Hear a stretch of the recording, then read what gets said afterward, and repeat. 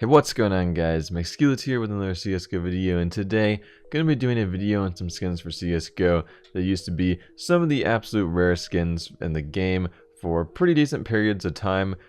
But because of various factors, these skins are really not that rare anymore. Some of them are still kind of rare compared to your normal CSGO skins, but they aren't nearly as rare as they used to be. So let's get into the first skin, which is the Souvenir R8 Revolver Amber Fade. When this skin came out, people didn't even know if this was a real item because this skin was added into a game in a way that no other skin's ever been added. It was kind of weird. Basically, they just kind of threw it into the Dust 2 souvenir package, and when the R8 came out, it wasn't in the middle of a major or anything, so you could actually go back onto the old souvenir cases that did not have the skin on before, and it would show the skin up and you could actually unbox it. And it was super rare. I spent $1,000 trying to get it because I thought it was just about the rarest skin ever, and I never got it. But there was actually one guy that unboxed a field tested one, and it was the only one in the world for quite a long time. And there's been some other ones unboxed from the old souvenir packages, not too many, but this one I'm actually showing in game here is a really unique skin because this is from a Katowice 2015 souvenir package. It's the only one from one of those packages, and it's also factory new, which of course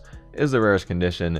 And that's kind of weird because the skin was basically added like nearly 2 years after this was actually released, so kind of weird to think about. But anyway, there's actually 75 different souvenir art revolvers right now, so it's really not even that rare of a skin. You can get one for under $400. I think even the factory new ones are less than $400 now, because I've heard some people having trouble selling the factory new ones. And of course, other conditions aren't nearly as collectible, and you can probably get those for in the 200s or less, because it is an R8 skin, and I mean, it's not really that valuable. So pretty easy skin to get now, and not even that rare at all as well, even though it used to be the rarest skin for CSGO, hands down.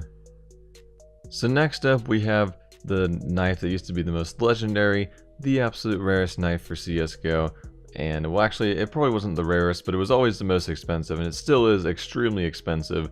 But it used to be insanely rare as well. There used to be only 1 or 2 in the world, and now there's 20 of them. And if you don't know why that is, it's because of duping.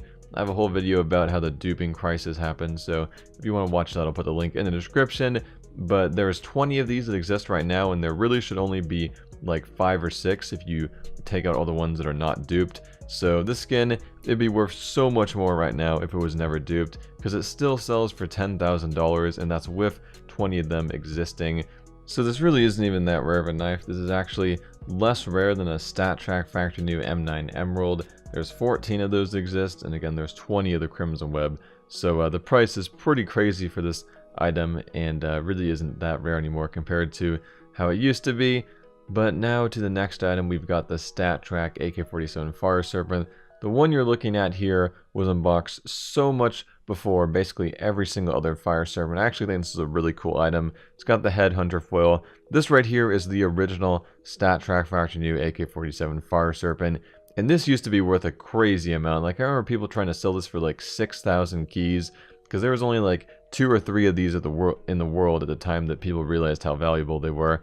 I think they've actually sold on the Steam market ages ago too, which is pretty painful to think about. But if you check now, there's actually 125 different StatTrak Factory New Fire Serpents. There's a bunch crafted in trade-ups, and then there's ones crafted in trade-ups that were also duped. So overall, there are just a whole bunch made, because basically, people used to not actually know how the trade-up float values worked, and they had no idea how you can actually get a StatTrak Factory New Fire Serpent from a trade-up. It's actually, you have to get really low floats, so there was never any made from trade-ups. There's just 2 that were unboxed before the whole trade-up thing. But there was actually a guy on Reddit who cracked the whole trade-up float code, and that was a pretty big breakthrough when it comes to the StatTrak Factory New Fire Serpent, because that made it so now there was 125 of them, and if there wasn't that, there'd probably only be 3 of them right now, I believe, if you just taken the ones that are StatTrak Factory New that are not from trade-ups. So pretty crazy. This would be just about the most expensive item for CSGO by far if people did not figure out how the trade-ups worked, and it used to be so much rarer than it is today.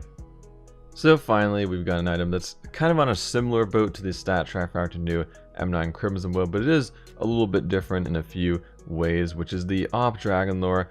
Pretty much any condition, to be honest. These used to be the ultimate fabled CSGO item, and it still is a pretty like fabled CSGO item. I would say, but it honestly really isn't even that rare of a skin if you actually look at the number of these. There's actually thousands upon thousands of Op Dragon lures, tons in every condition.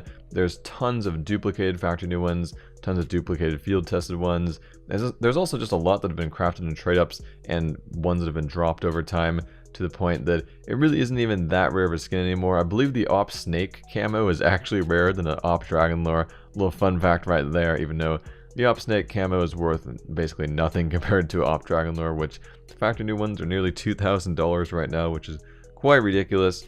The skin is still so valuable, even after how many were duped in the duping crisis, and even after how many have been dropped in operations. Like, it used to be a much rarer skin, a skin that like was a little bit more fabled than it is right now, but I guess it still kind of kept its rep. But either way, there's thousands of them. I wouldn't even really consider it a rare skin myself. But that's pretty much it for this video, guys. Hope you guys like this video. If you want to trade your CSGO skins, you can definitely check out skin.trade. You can pick the items you want to trade, pick the items you want. You can trade, you'll get a trade offer on Steam. You can also add skin.trade to your Steam name. You get an extra 2%, I believe. So you can definitely check that out if you want. But I'm Skillet, and I'm out.